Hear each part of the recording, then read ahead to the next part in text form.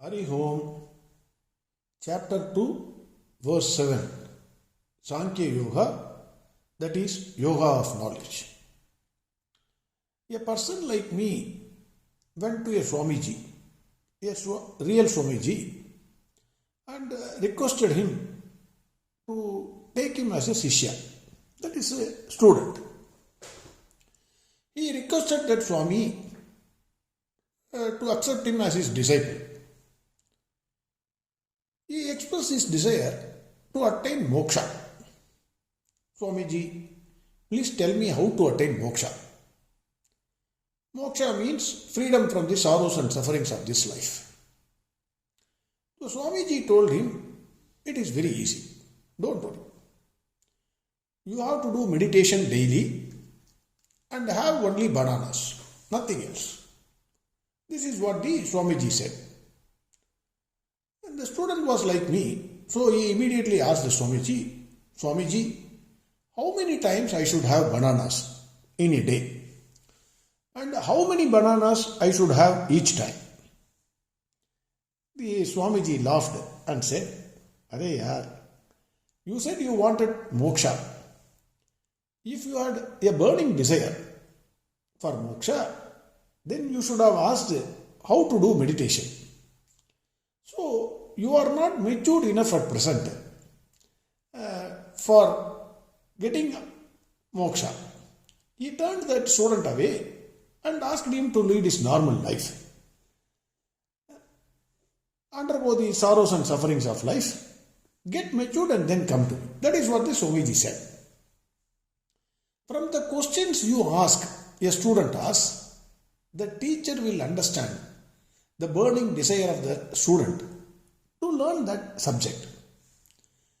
A teacher can easily identify whether the student has a burning desire or not. From the questions a student asks, the teacher will understand whether he is fit for that particular study. Even though we think Arjuna blabbered and going on blabbering, Lord Krishna found a best student who had the burning desire to learn Brahma Vidya. Already I said, and we know what is Brahma Vidya. That is, who am I? Who is God? What is the relationship between me and God? What is this universe? All this study is Brahma Vidya. Now Lord Krishna understood the time has come to him to teach Bhagavad Gita to Arjuna. But still, something is necessary, and Lord Krishna is looking for it from Arjuna. In the last verse, Arjuna expressed his confused mind. He said, Hare Krishna, I am totally confused. Which is better for me? Whether country first or family first? Had it been somebody else, no problem. I would have destroyed them by now. But now, the opposing forces are my own family members, whom I love the most. I am least bothered whether they love me or not. My love is unadulterated. If I choose duty, I will lose all my family members, whom I love the most. If I choose family, I will cheat the public, who entrusted this post to me, to protect the dharma and ditch my country. I am totally confused. Hey Krishna, please help me. Verse 7.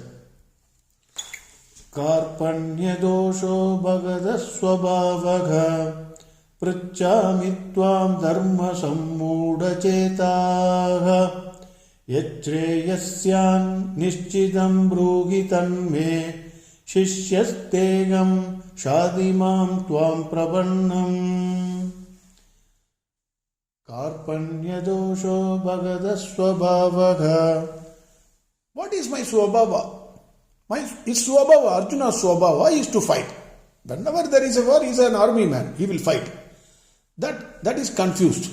Why? Because of the pity in his heart.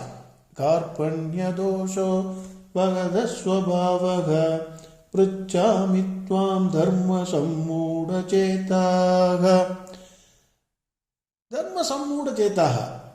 What is his dharma? His dharma, his duty is to fight against the enemy. Now that is confused. So, Ch.2 Ver.7 me. What is sreyas? Hare Krishna, what is sreyas? What should I do in this situation? What will give me sreyas? Nishchitam Ver.7 me. Tell me surely, this is the one which will give sreyas to you. Please tell me surely, what is the sreyas? What will give sreyas to me? Shishyasteham sadimam tvam prabannam. Shishyasteham. I am becoming your student. Please accept me as your student. I am surrendering to your feet. This is what he is saying. This verse means, Hare Krishna, my heart is full of pity for the Dhritarashtra sons, whom I love the most, or even Bhishma, Drona, grandparents. Everybody I love them most. So I have a terrible confusion about my duty. Please tell me, which will give me shreyas. Please accept me as your student. I surrender to you. Very, very important. I surrender to you. He says, after this only, Krishna accepts him as a student. There are four things which are very, very important in this verse. One is, who is a miser? What is shreyas? Who is a Shishya?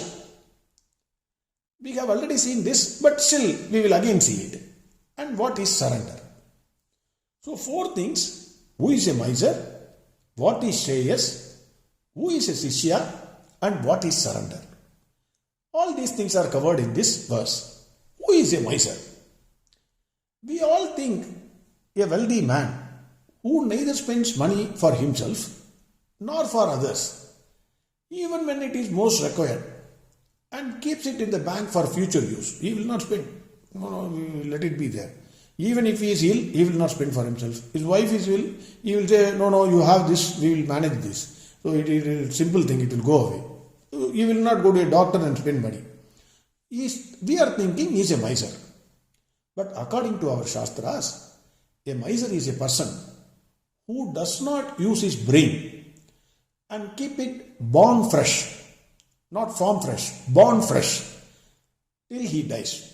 The moment he is born into this world, till the time he dies, he will not use his brain. He keeps it as it is.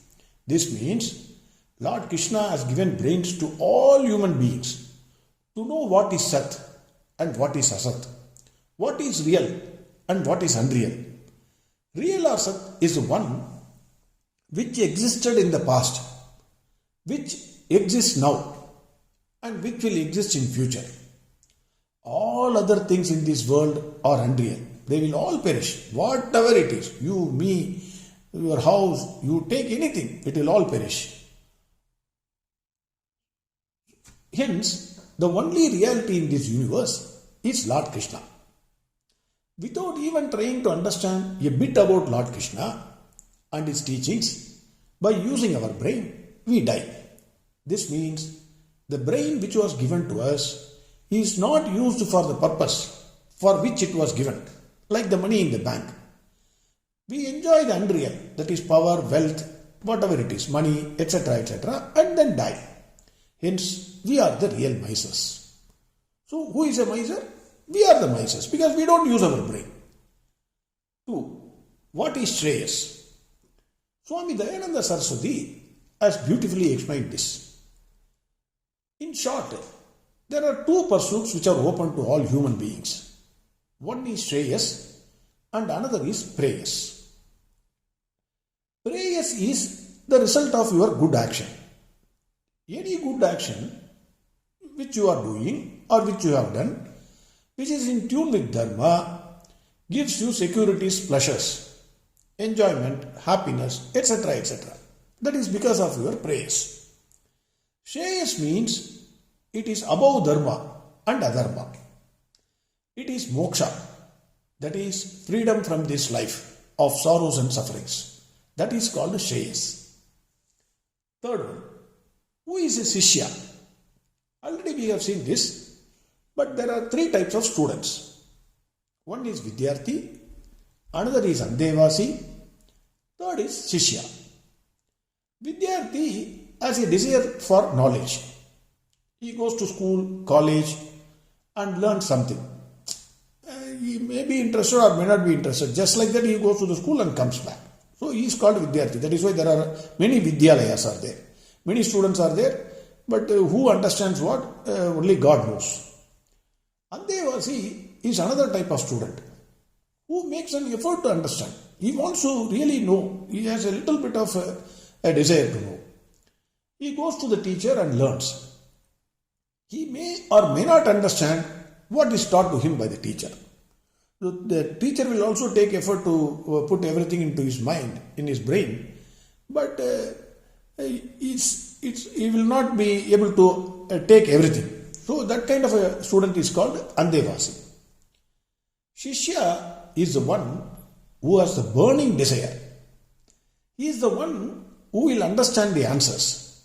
He will ask intelligent questions and will not leave the teacher till he understands what the teacher has said. He will go and ask questions. No, this is no. Please tell me this. Please tell me this. 100 times he will ask.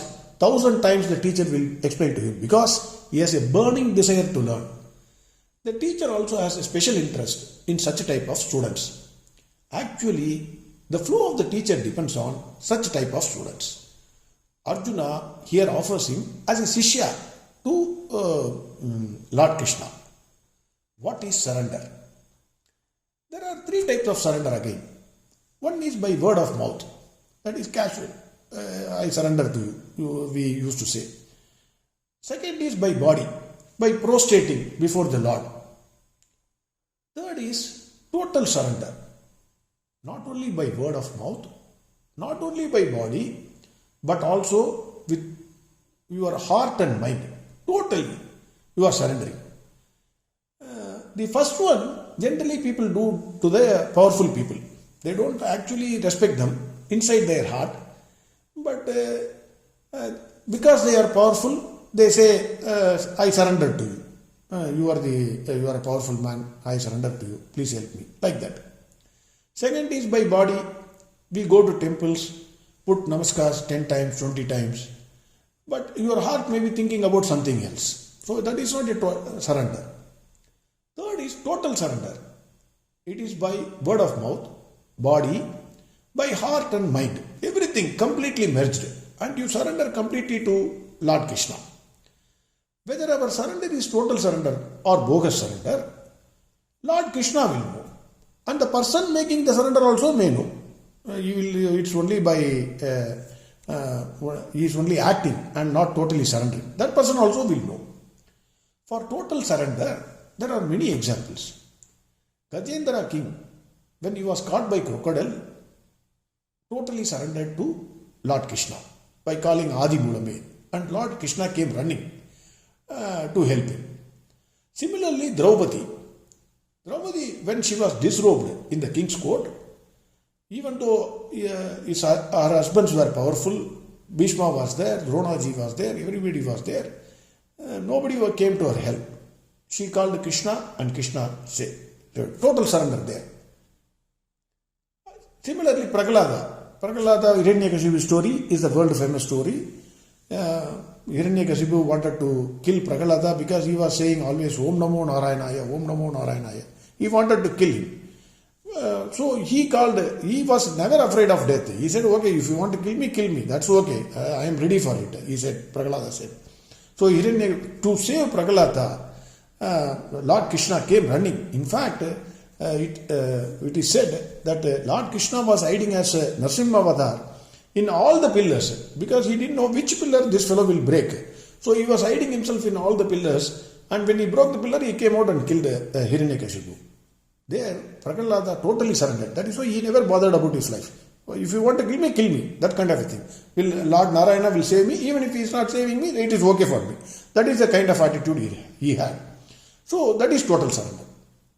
Similarly, Arjuna finally totally surrendered by offering him as Shishya to Lord Krishna. This is the one Krishna was waiting for. Initially, he ordered Krishna to park the chariot in between the two armies as a king. He behaved like a king. Now he understood his helplessness in that situation. Hence he offered himself as Lord Krishna's Sreyas. Generally, when you go in a hilly terrain, on a mountain, it is always better to take the advice of your driver, who knows the route well. In a hilly terrain, there will be hairpin bends, sharp curves, etc. So it is better to surrender, or it is better to take the guidance of the driver, who knows much better the route. Similarly, the life is a hilly terrain. It is better to surrender Lord Krishna, who will take you, guide you safely. When an intelligent student wants to learn, a good teacher cannot refuse to teach him. Lord Krishna wanted to teach sreyas to Arjuna. Arjuna came out of his miserliness by using his brain and wanted to know the real, that is Brahma Vidya. Along with Arjuna, we will also try to learn Brahma Vidya. Even if we fail in our attempt, we will continue the effort and leave the balance to Lord Krishna. There is nothing wrong. There is no, you are not going to be scolded, or you will not get a job or something like that. Nothing is going to happen. We will try our best. Then we will leave the balance to Lord Krishna. Finally, what Arjuna says to Lord Krishna, we will see tomorrow. Hari Om, Sarvam Krishnarpanamastu. Narayana